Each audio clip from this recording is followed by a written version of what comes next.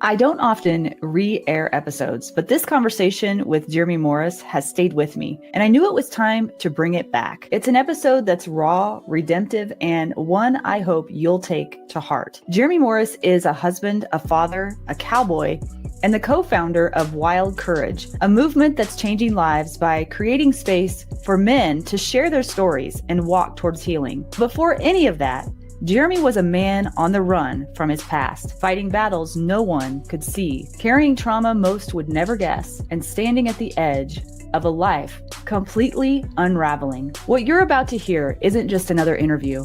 It's a story of brokenness and redemption, of faith forged in the darkest places, and the slow, courageous journey of becoming the man he was created to be. If you've ever felt alone in your pain, if you've ever struggled with shame, addiction, or the stories you tell yourself, this conversation will meet you there with honesty, with hope, and with the reminder that healing is possible and you don't have to do it alone. Before we get started, make sure you're subscribed, whether you're watching on Rumble or YouTube or listening on Spotify, Apple Podcasts, or anywhere else you find this show. If you don't want to miss another episode, head to defenders-live.com and become a free subscriber. That way, every new episode gets delivered straight to your inbox. And if you're looking for top-tier firearms and self-defense training, go to defenders-usa.com and check the calendar to see what's coming to your area this year. Where you are now, it sounds like, isn't anywhere near where you started from. And I learned about you. I caught wind of Wild Courage through the Western Horseman magazine. So that's how I kind of was like, wait a second, this is a guy encouraging people to share their stories and talk about mental health in the Western world, in the Western, lifestyle industry.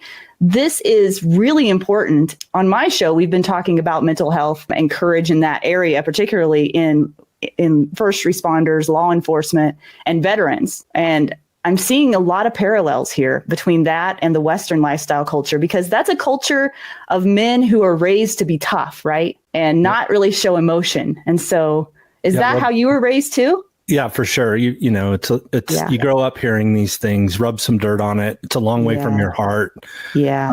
And growing up in the cowboy culture my whole life, that's just kind of what you do. You don't deal, you just sweep everything under the rug, right? It took me a lot of years to get to a place of reaching rock bottom to where it was literally life or death for me to, I remember asking myself a question, why do I continually show up the way that I do? And that just led me on this 14-year journey of self-discovery and figuring out why I was trying to drink myself to death and suicidal. And on the outside, I had it made. I had an incredible wife, a daughter, and a newborn son, and was making a lot of money and had a lot of clout in the community I was in the horse world, and everything I had strived for my whole life. And it didn't matter. I was miserable and running from my past. And at one point I got in a lot of trouble with the law, and I had to face some of those things. And I remember sitting there in a counseling deal that the state of Wyoming was making me go to for another DUI. And I just remember thinking, I'm going to embrace this process and see where it goes. My wife had just left me and taken my son, and rightfully so, she should have. And I felt like that was like the crossroads I came to of buying into a narrative victim, or taking some ownership of not only the pain that I'd caused other people, but how did I get here? Because I think so many people stay in hiddenness and hide from their realities of their childhood or unprocessed pain, I like to call it, and find different coping mechanisms. Some are deemed healthy, right? Like, oh, that guy's such a hard worker. That gal works so hard. And you can be on the run. You can work out. You can work super hard and be successful. But what's going on the inside is what I found the healing journey began for me. And this could not be better timing. than to have you on this show. Gosh, I wish you could have watched the interview last week that I did with my friend Brian Hill, and we swapped roles, because one of my biggest fears was to be interviewed by someone else, because I too have been exploring those deep, dark caves. I call them dark caves. You call them deep, dark places. Same thing. Yep. But I talked about in that interview about how my faith has really helped me have the courage to go to those deep, dark places and know that I'm not actually alone in that. And that has been really helpful. And once that light is shed into those dark places, what I learned anyway was that the idea of what I was afraid of was worse than the actual looking at it, you know? Not that it wasn't hard. What's that? 1,000,000%. Totally true, isn't it? Yeah, because I say this often, but what we're really afraid of, I believe, is because God so wired us for connection that inside we have this narrative of, if you really knew me, there's no way you could like me. If you really knew either what I've been through or the things I've done or thought, there's no way you could like me, let alone what we're all craving is love and acceptance. Love's not even close to being on the table, right? Because of that narrative. If you knew me, you wouldn't like me. Forget about loving me or accepting me. And that fear is what keeps us from vulnerability. Yeah. And I think that vulnerability is scary, to your point, but it's also the antidote to shame. Yeah. And I feel like when we have some of us that have crazy stories, that shame keeps us in hiddenness and affects our self-worth and what we think to be true about who we really are. Not even how people perceive us, but how we perceive ourselves, right? Mm-hmm. Yeah. Because one of the stories that I used to tell myself was that nobody cares and suck it up and do it yourself. Nobody's going to help you. Nobody's going to come. And I've been proven wrong so many times, especially recently, as I've opened myself up to new possibilities. And I think that really that begins with learning how to be aware that you even have these stories and patterns, right? And to me, that has been a huge step in progress, because that awareness becomes this almost like third-party observer, like, whoa, when you have a really strong reaction to something, instead of looking at that and trying to shove it down, you can look at it with curiosity and go, what is that really about? Like, where does that come from? Is that kind of like where it began for you? Or what were some of the first steps in that process for you that you remember? Well, I'd blown up my life. And again, it kind of goes back to that court-ordered therapy that I had to go outpatient rehab kind of thing. Yeah. And I'd just gotten my 4th and 5th DUI. My wife, like I said, had moved out and moved on. I was at the bottom. I'd lost everything that I had fought for. And I was just on the run. And in hindsight, you get to look back at your life objectively. And I looked at the patterns I'd created in my life of the cowboy lifestyle, especially celebrates moving, right? And it's like I moved every 6 months, and I was just on the run from my life in my childhood that involved a lot of sexual abuse. And as a man and as a cowboy, there's no way you're going to be able to talk about that. So I just tried to drown myself in vodka and maintain the facade that, we were going to church and doing all the right things in small groups, and I was going to church hungover, and the shame of all of that. I would go to Celebrate Recovery to get my wife off my back and get a pint of vodka for the drive home. It was so dysfunctional because of the amount of pain that I was in, of how in the world am I ever going to deal with the trauma from my childhood as a man and as a cowboy. There's no way out of this thing. And I remember taking a look at it, and it's so surreal we compartmentalize our trauma and our pain so well, and we bury it in those dark places that it was almost like it didn't happen. And until I started to unpack that and the pain that it caused me and how dysfunctional I showed up in all my relationships, and coming from, my dad, I think, was married 5 times and my mom 3. And it was never modeled to me what a healthy marriage or relationships really looked like, on top of all my childhood sufferings. It wasn't until I started getting help for unpacking that and all that comes with that I started to get tools in how not to self-sabotage myself. There's this fine line of being a victim and having grace for yourself that I had to walk for a few years. Of the things that happened to me were horrible and dark, and the mess that I made because of those. So I needed to own one side of the street and face the music. I was in a lot of legal trouble. And my wife had left. So I had a lot of self-hatred, which led me to 5 days with bouts of playing Russian roulette and then finding compassion for myself in my story. And that's really hard to do. Yeah. It's hard for two things. We can't reconcile two things being true at the same time, especially big emotional things of I've made a huge mess of my life and hurt a lot of people. I need to own that. And on the other side, recognizing the things that happened to me weren't my fault and go on the healing journey of learning to have grace for myself in that, but also the ownership side of the harm that I had caused because of the things that had happened to me. Yeah. And I think that that's a really tricky space to figure out. And there's no way I could have done it without swallowing my pride and getting help. Yeah. And I think, just my opinion, the process of forgiving yourself is really powerful as well and really difficult, because not to excuse away any of the things, that we've done in our past, but just to look at them and say, sometimes it kind of made sense. That's why I acted that way or why I did that, what other options did I see at the time? I didn't see any other options at the time, Doesn't make it right, but it does help kind of make it make sense a little bit more for me anyway. That's my experience. It's very validating to know that you're not messed up.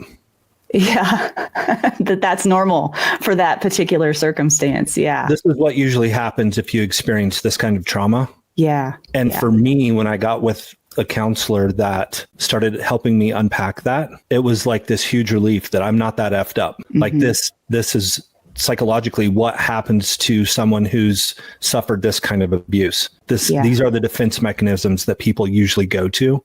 Yeah. And why we do the things that we do. So it was again, this weird tension, if you will, of, that's normal behavior and ownership of, yes, there's grace for me and I need to find that. And yes, I've hurt a lot of people because of this. So it's really tricky. And I think that's where some people choose victimhood and they just stay in the cycle of brokenness and doing the same things over and over again. And there's never any ownership of the things that they did because of it. And that's super empowering to own your story on both sides of it, to find the healing and find the grace on the things that weren't your fault. And it's super empowering to start the process of what I think starts with humility of cleaning up the messes that you've made because of it. Humility. It's a very important word, isn't it? Yeah, it's one of our core values at Wild Courage. And I think without it, I just see in this work with that we do with men, it's non-negotiable humility, because as men, we like to hide behind these tough, got it figured out exteriors. And it's self-protection. I get it. And I have compassion for guys that hide behind it. I used to be the guy that showed up and was always the biggest guy in the room because I was the most insecure. Back to that. If you really knew me, you wouldn't accept me. So I gotta figure out subconsciously how to be liked, how to be loved. And so I was always the funnest guy in the room. Yeah. I would always need to show up big. And I made a lot of emotional based decisions that went both ways. It made me the funnest guy in the room and it put me in jail a lot too. And I hurt a lot of people because of those big emotional based decisions, Yeah. And I don't want to stereotype the, cowboy community, but boy, that sounds familiar. It sure does. That is. And that's why it was a perfect fit for me. You got celebrated for partying and drinking whiskey and riding bucking horses, which I did a lot of. And all the things and moving a lot was celebrated. So it fit me perfectly because I just was on the run through my whole late teens, all of my 20s into my mid 30s. I just was on the run from those dark places. I just gotta say thank you for what you're doing. You are touching so many lives, and the courage that you have stepped out and shown is an unbelievable example for so many people, men and women alike. Doesn't matter. That takes a ton of courage to be that vulnerable and that honest and to show that humility that I see in you right now. I didn't know you back then. I can only imagine, but I've met quite a few guys like that in the past. It's a crazy, wild ride we're all on. We're all in different, parts of our own journey. Yep. But I think the value in you opening the door for maybe someone who's listening right now and just having that crack of light come through that door could be someone's saving grace, Well, thank you. Yeah. I think the thing that I didn't expect was how many, because I've been so vocal about sexual abuse and my story. I'm blown away by the amount of men that have reached out to me and said, I thought I would take this to the grave, but some of these same things have happened to me, and it messes me up because I never thought that this was such a widespread thing with men in general, but in the cowboy community. I'm just grateful that I've received so much healing and have the support of my marriage, that God has redeemed our story, that I have the support of my wife, and I have some gray whiskers, and I'm less. One of the cool things about going on the journey is I care less about what other people think of me now, because my identity isn't rooted in the facade that it used to be I used to hide behind the belt buckles that I would win, right? And that was my identity, or how good of a roper or horseman or whatever I was. And so that's strengthened me to have the support that I do to share my story. And it's overwhelming that there's so many other men out there that have experienced the same thing and are blowing up their lives the same way I was. I would have never guessed it. So it's been very humbling, and very terrifying. The first time I told my story was on a podcast that has millions of downloads. Like, it's a monster podcast. What is it? I want to listen. This was a few years ago. It's called The Connected Life. Okay. And Justin is the host of that podcast, and I trust him because we have a cool connection, and he was somebody that walked with me for a long time in my healing journey. And so I was so scared, and I shared the depth of my story on there. The opposite thing happened. I couldn't believe you mentioned it earlier, the thing I was scared of. If you knew this about me, you would look at me different and shrink back from me. And I was overwhelmed by the support and messages. And he would send me messages that he got from all over the world, literally, of how what the language I like to use around this space is it gives permission. Yeah. And somebody's story doesn't have to be just like mine, but what it does is it gives people, men and women, permission to the invitation of looking deeper. Yeah. And asking themselves the same question of, why do I show up the way that I do in non-healthy ways? And it's very permission giving to share your story and start investigating it, which is what kind of Wild Courage has turned into. Yeah. And I want to go into that here in just a little bit. But first, I want to ask you about your faith, because I have a sneaking suspicion that your faith in that journey was probably a really important part. So I'm just curious what role that played in your healing. So, backstory, I grew up in the church every Sunday morning, every Sunday night, every Wednesday night. So I had this solid foundation. And the second I left home to move to Wyoming to go work on a ranch and rodeo, I always had my faith, but I didn't live it at all. And I started on the run. The second I could leave home, I did. Yeah. I have language for it now. What I couldn't reconcile was the things I grew up hearing in church with my own story. Yeah. God is good, and then everyone says all the time, God is in control, and not to get off in a deep theological do rant, what you want, Jeremy. You go there. The denomination that I grew up with, God's sovereignty was God's in control, right, of everything, and everything happens for a reason. I could not reconcile that with what happened to me.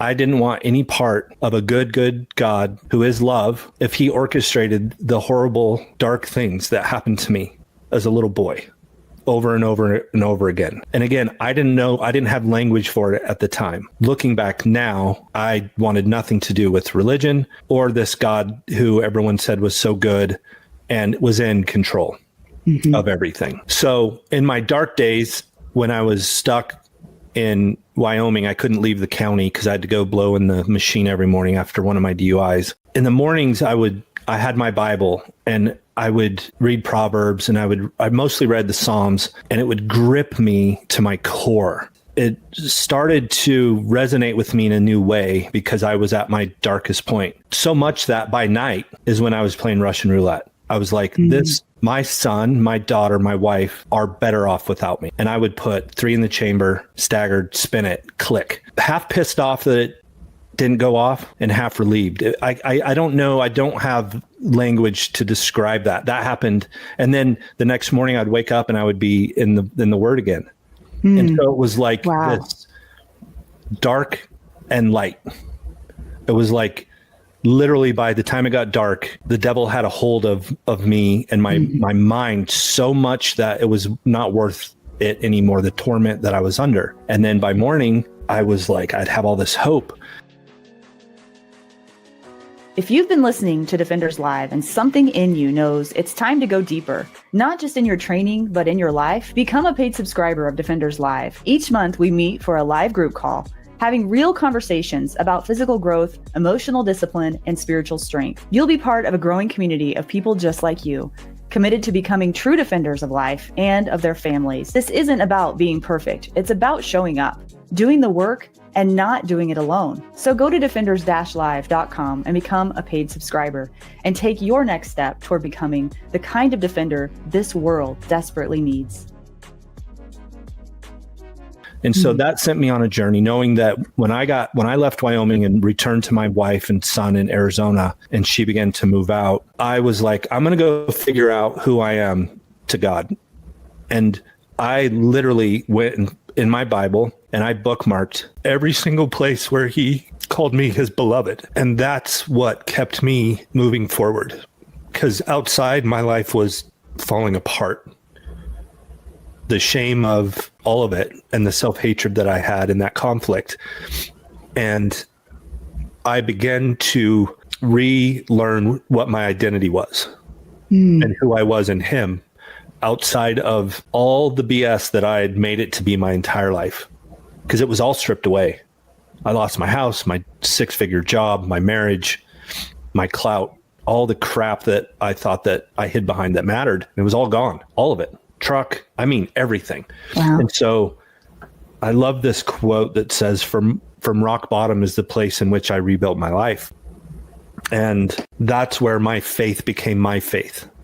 And not my parents, not my grandparents, whom I'm so grateful for the foundation that I was raised in, and for my family that prayed for me all those years that I was on the run and making a mess of my life. But I had to go on the journey to figure it out for myself, and not what somebody else told me from a pulpit, to be honest with you. And that was a journey that my wife from a safe distance watched for 4 years. Wow. And more importantly, I was a full-blown functioning alcoholic, drinking so much vodka every day, shoeing horses and doing all the things. And when I got arrested and put in jail in Wyoming, my prayer in jail that night changed from, God, get me out of these circumstances. I've been sleeping on the couch. I'm not having sex with my wife, all the external things of God, get me out of my circumstances, which was usually the only time I prayed. To, I feel like it was one father pleading to another father that this can't go on. And I needed, not out of my circumstances, but I needed a miracle with alcohol. And I don't care what anybody thinks or their theology, but I literally am telling you, God took alcoholism from me that night in jail. Wow. I should have went into, what do they call it when you come off of alcohol? Detox or no, withdrawal. Withdrawal. I should have gotten violently sick as much as I had been drinking leading up to that point. Never got sick. I've never been tempted to have a drink of alcohol since that night. Now, my life didn't get better. It got a lot worse after that. Did it? Because I had to go through a lot. However, I didn't have to struggle with that anymore. And I'm so grateful that God met me in jail that night and took that from me. I mean, I have 4 whiskey bottles sitting on my shelf right here from our last retreats that have some in them. It's something we do at Wild Courage because we believe in choice and freedom. And so there's guys like me who don't drink, and there's guys that have a drink of whiskey around the fire. And then at the end of the retreat, everybody signs the bottles and we keep them here as a monument of freedom and choice. and not more rules. But anyway, so that's to answer your question kind of in a long way. My faith is, I wouldn't be alive without it. And it's my personal relationship with God, and understanding what it looks like to be a son of the King of Kings. And we're in a fallen world, and there's opposition, and strong opposition. Especially in all the times, I think people are like, oh, the world's never been darker and this and that. I'm like, just go read the Old Testament. I read the Old Testament from start to finish last winter, and it's like, there's nothing new under the sun. Yeah. It's not any darker now than it ever was. It's like I tell my boys, it's easy to be a light right now. It's easy to stand out. Yeah. It's easy I love that. Give hope. That is really powerful. I really appreciate you unpacking that the way that you did, and taking us through that journey. And it just makes me wonder if there's somebody watching who's really struggling with something right now, and maybe hasn't come to faith in the way of having a personal relationship with God. What would you say to that person? Like, what did that look like I assume you were in a jail cell that night in Wyoming. What did that look like? Was that a humbling of your heart? What did that feel like? What did that look like? How did you, I think people think there's some kind of recipe or formula to it. And there's not. It's just in my opinion, it's an honesty. It's here I am, and I'm a mess. Yeah, I think this is where the stigma of church, where it gets messy, is like the Father, he knows already. Yeah. But our pride, that's why I'm circling back to humility. Just read Proverbs. I mean, it's like, it's obvious that a prideful heart doesn't get us very far. So to me, it was just humbling myself and being honest, having an honest conversation with God. And it doesn't need to look like we think it does in the places he'll meet us. And we don't have to get cleaned up before we go to him. Yeah. It's wherever you're at, and it doesn't matter. And I think that I got to be careful because I go to church and I love church, but I think the manipulation around fear keeps people from having honest conversations with God. And it's not scary. It's not supposed to be a scary thing. And he's not afraid of our messiness. He's just not. Yeah. And that's what we see so powerful at our Wild Courage fires is we just invite God into the messiness of it all. That's all we do. And we have people that come that are agnostic and represent every denomination from Mormons to Catholics to, like I said, people that have a lot of church hurt and want nothing to do with God. And we're like, cool, tell them about it. He's not offended by us. We think we're running around and we're offending God. And it's like, he's not offended by us. It's no different than when your kid's 3 years old and you take away his toy and he's just learning how to talk. And he's like, yeah, I hate you, and throws a temper tantrum. And you're like, come here. And you get him in your arms and you're like, I know you don't mean these things. You don't have an understanding because we're so circumstantial and emotional driven beings that we can't sift through it all. And I don't know. I think to answer your question, I think that I'm really sorry to everyone that has experienced church hurt. I don't think that God is going to show up in the way we think he's going to, or the way that we're afraid if we don't show up right, he's not going to show up. And just invite him into the messiness of this life, because it's really messy and it's really beautiful all at the same time. And he's not scared of any of it. Yeah. No, nothing surprises him. Yeah. That is very well said. So let's talk a little bit about Wild Courage, what it is, where, when, how people can learn more about it, and where did this idea come from, Jeremy? You said you're the co-founder of Wild Courage. So I love that all the guys that we co-founded this with, we all have different origin stories of where it started, because it's such a personal journey. For me, it started with the courage to share my story and the fruit that came out of that and the healing that came from me sharing that story. To the point of probably 2 or 3 months after I did that first podcast I shared with you earlier, everyone's like, you really need to listen to it. I'm like, I can't stand the sound of my own voice, like, right? Which obviously you have to get over if you do a podcast, but I didn't want to listen to it. And one night my wife came to me and she's like, you really should listen to it. This is months after it came out. So I went on the couch. My kids were playing and I put my earbud in and I started listening to it. And about 30 minutes into it, I started feeling emotional as I was sharing with Justin some of the trauma of my childhood. And I went in our bedroom and I started to weep. And I felt so much compassion for that little boy and what he went through. It was so weird hearing me share with somebody else and listening back to it. I would have never thought that would have been such a big part of my healing journey. Wow. And the compassion that I had for all that I had been through. It sounds kind of weird, but like, no, I get it. The third person of hearing this story. And I just started to weep, and my wife came in and just kind of laid next to me and held me as I was sobbing, because it was like, oh, you've been through a lot. You've really been through a lot. And it created this capacity for compassion for myself.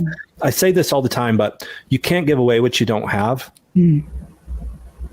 And I would say that that's when my capacity for compassion started to grow so much, to the point that people started reaching out, and I just started sitting with guys in this little office I'm in right now in my barn, listening and having compassion for them and their stories and what they've been through. Yeah. And again, it just goes back to, they felt they had permission to share things with me. And overwhelmingly things that they're like, I never thought I would share this with anyone ever. I was going to take this to my grave. I've heard so many times, but they had invitation to share with me because I went first and I shared all these things.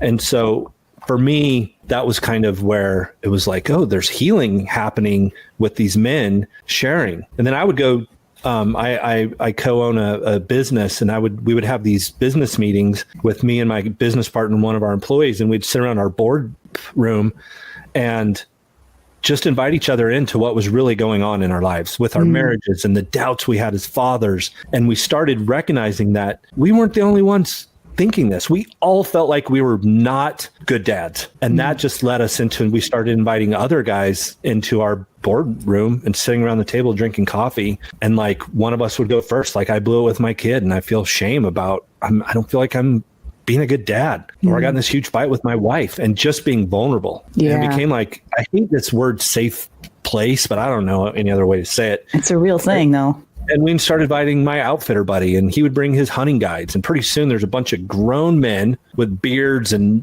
do these gnarly things in the woods, and cowboys. And we're all sitting around crying, having compassion for each other, saying, it's okay. I feel the same way. You're not alone. Yeah. And so much about hiddenness is you feel alone in your junk. You're like, again, it goes back to acceptance and being loved. And it's like, we started finding the opposite to be true. I'm going to be vulnerable and take a chance on vulnerability with these men that I trust. And what I'm feeling back is not rejection, but I'm feeling acceptance. And these guys really care about me, and they really love me, even though I'm falling short as a husband, a father, a businessman, whatever. And so that just turned into more discussions about, wow, there's something on this. We're all getting healthier. We're all becoming better husbands and fathers and encouraging each other. And that guy has older kids than me, and he's sharing with me what worked with his young boys. And it's encouraging me. And I'm learning from guys, again, comes back to humility. I don't have it figured out, but that guy, he does in this area. And I'm going to humble myself and ask him questions. Yeah. And they're like, well, what if we did this around a fire? And there's something ancient about men sitting around a fire, and generationally speaking, wisdom that's handed down from one generation to the next that used to happen around this sacred fire. And it's gone. And that was at the beginning of COVID. So everybody's in isolation. Oh, wow. And you're hearing all the statistics of, everyone being isolated and men being alone, and there's no community. And so it was like God's perfect timing. We started a fire, and we invited guys to come, and we would go first, and we would share and be honest and vulnerable with what was going on. And then a couple guys would show up, and then it'd be a month and nobody'd show up. And we're like, we're going to do this whether anybody shows up or not, because we're becoming better husbands and fathers and men because of it. Make a long story short, about the same time, I was always captivated by redemption stories. Yeah. Like somebody that's been through hell and made it to the other side is so encouraging. And that's kind of where I thought, what if I did a podcast? And I know nothing about this space. And as you and I know nothing about technology. What if I just interviewed guys that had these badass, gnarly redemption stories to give hope to the 20-year-old that thinks no one would understand what he's going through. Because we don't share our stories and we don't take the chance of vulnerability, we just think we're alone in it. And so I started interviewing guys and figured out how to do the whole podcast thing. And, my wife would listen to it, maybe 2 other people. And I was like, same thing about the kind of the fires. Like, I'm going to do this whether anybody listens or not. Yeah. And it's just kind of, we always say God's kind of breathing on this mission. And now I think we have 20 plus fires going all around the country in Canada. No kidding. Wow.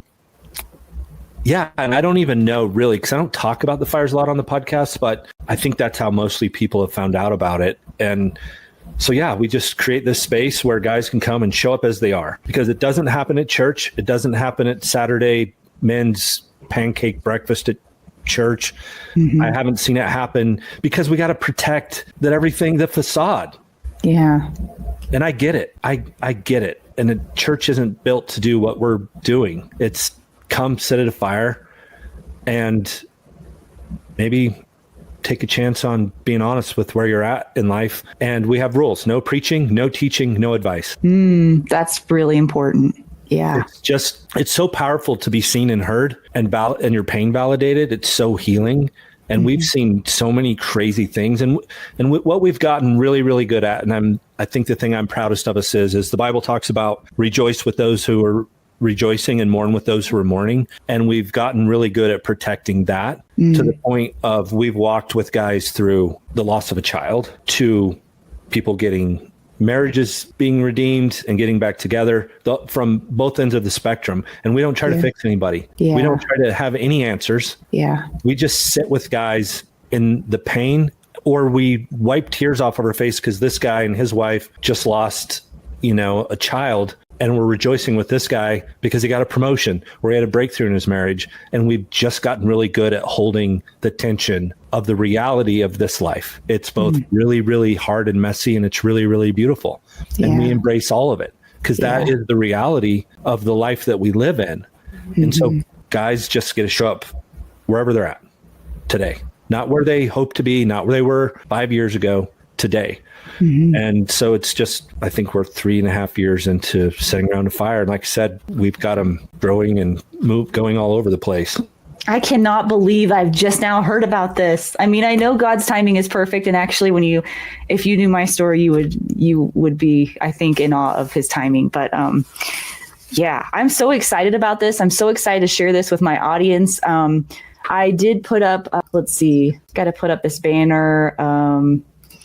thewildcourage.org. Is that where people find you?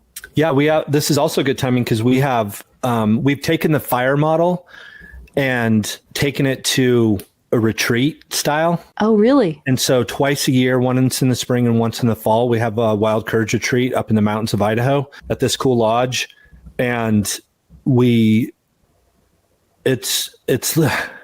had a lot of guys come that have gone to a lot of men's retreats before, and that it's the resounding same answer to every person: this is nothing like any men's retreat I've ever been to. So they're very powerful, and they're very intimate, and we give guys a lot of tools that want to become the men that they were created to become, but feel stuck and trapped. And we do grief recovery is kind of the theme of what we're doing this fall. And grief, people have a notion that it's about losing a loved one, which obviously it is. But we have a guy named Seth Dahl that comes and leads us, and we break up and do most of the work in small groups. And it's very powerful. And it's pretty intimate. We only take 30 guys. And then we have 2 leaders in each small group too, of guys that have done a lot of work and just are really good at listening to guys and their stories. And so it's very powerful. So that's coming up in November. We're super excited about November. Okay. Perfect timing. Okay. Yeah. And so then the Wild Courage podcast can be found, I assume, on Spotify, Apple Podcasts, and all the normal places. And then you guys are on Instagram, Facebook, and YouTube as well. Yep. Wow. Well, that's good. You're covering all your bases, it sounds like. And well, my team is. I struggle with all of that. And I have a great team. And the guys that I do Wild Courage with, these guys are unbelievable. And yeah, it's just a really cool brotherhood that we've created. And there's some exciting things happening. A lot of women are really inspired by these stories, the podcasts of understanding their husbands better, which is something I wasn't expecting. And so It's early in the works, but we're starting to work on some things Wild Courage style for women also. You are? I was going to ask. That's exciting. Okay, great. Well, I want to... Sorry, go ahead. No, I was just going to say, I want to be a part of helping spread that message. Once you get that going, let me know, because I know a lot of women that would be encouraged by that and be interested in that.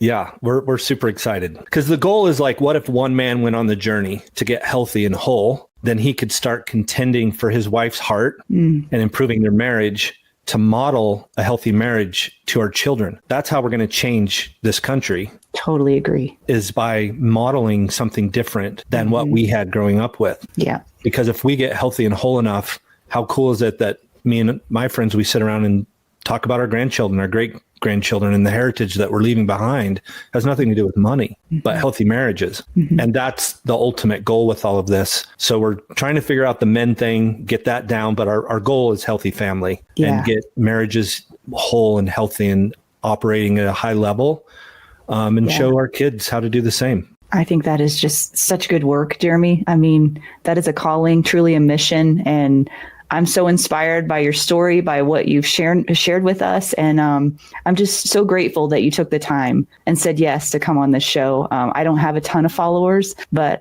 the ones I do have are very loyal. So yeah. So I just appreciate your time. Do you have any parting thoughts for anyone that might be watching, who's touched by what you say, who's curious, who, might feel like you cracked the door open for them just a little bit? What would you say to someone like that? You're not alone. And you're worthy. You're worthy of love and acceptance. And the narrative can change in what you think about yourself. And it's not easy. The narrow path is not easy. But as a man who has been on the brink of losing it all, and now has been, every part of my life and story's been redeemed, I'm just telling you it's worth it. And you don't have to do it alone. Yeah. And we're not supposed to do it alone. Yeah. Beautiful. Thank you, Jeremy. You're a true gift. Well, thank you for having me on. I really appreciate it. It was fun.